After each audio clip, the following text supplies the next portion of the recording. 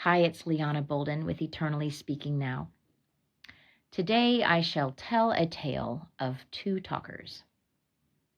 I don't know about you, but I have been blatantly reminded that I simply don't have control over much of anything.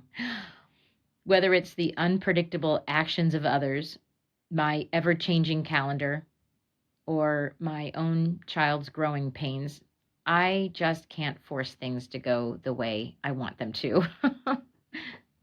There's one thing, though, that consistently stays under my authority, and it's my words. You know, the entire world can swirl out of control, but I still remain in charge of my own mouth. This leads me to tell a tale of two talkers.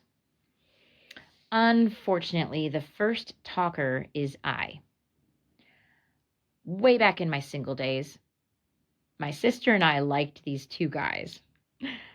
They were a part of our church group, and the four of us participated in various activities together with others our age.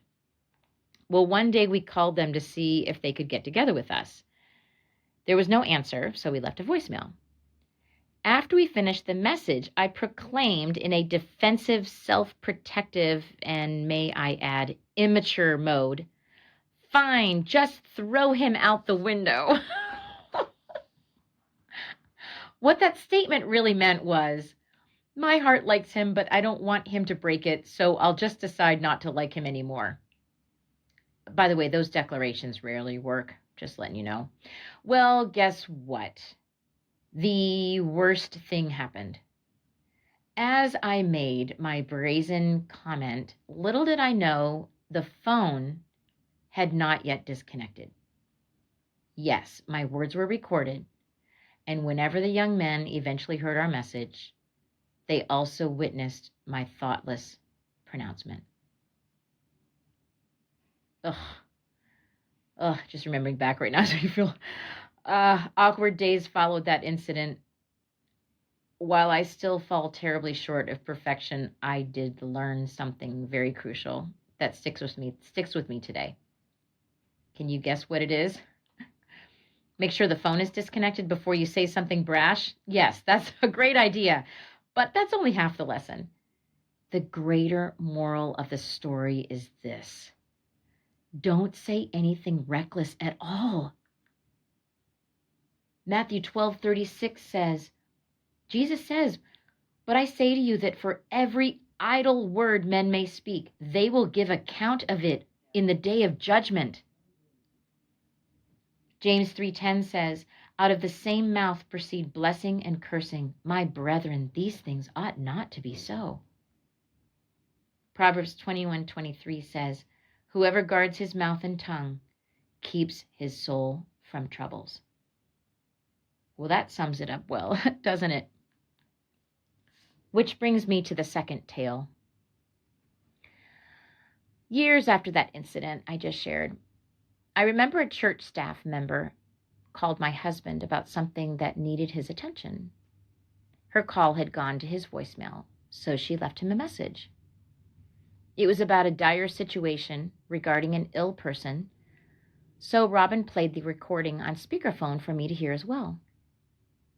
After the woman finished and said goodbye, without knowing it, her phone did not disconnect. She continued to talk, thinking the phone had hung up. Oh dear, I thought, full of apprehension. What is she going to say? Triggered by the lesson I'd learned the hard way years prior, the one I just shared with you, I actually urged Robin to immediately stop playing her extended recording. I didn't want to eavesdrop on something she didn't intend for our ears. But it was too late. Like walls that talk, the phone secretly ushered us into her home, and we accidentally witnessed her extraneous speech. Do you know what Robin and I overheard? We overheard her praying. She was talking to God. She was interceding for the person she'd called us about, the person that needed prayer, who was ill. She was surrendering the situation to the Lord. And she had no idea that her words of honor and kindness and concern were documented for us to behold. You know, she could have been caught saying many other things. Instead, she was found doing the noble thing. I pray I'm found doing the same.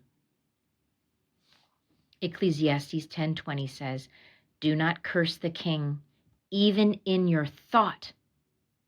Do not curse the rich, even in your bedroom. For a bird of the air may carry your voice, and a bird in flight may tell the matter." These two accounts, the one of me years back and this wonderful woman of God years later, they succinctly present a paramount life lesson. If we don't have anything good to say, don't say anything at all. Even if we assume another person won't hear us. You know what?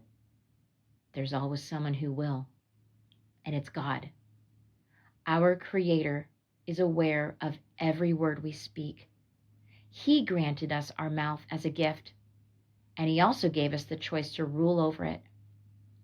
When we use our mouth for evil, we hurt our Father's heart. When we use it for good, we bless Him, and things go well for us. Ecclesiastes 5:2 says, "Do not be rash with your mouth. Let not your heart utter anything hastily before God, for God is in heaven and you are on earth. Therefore, let your words be few." When all is said and done, there's one voice we would do well to always heed, the Lord's.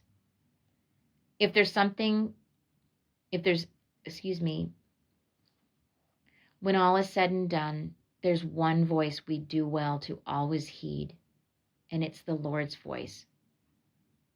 If there's going to be any talking overheard, let it be His word, speaking into our lives and through us to the lives of others for His glory and our good. Not only does the Bible teach the best life lessons, but its author, God, also happens to be the finest talker to whom we could ever listen. Be blessed.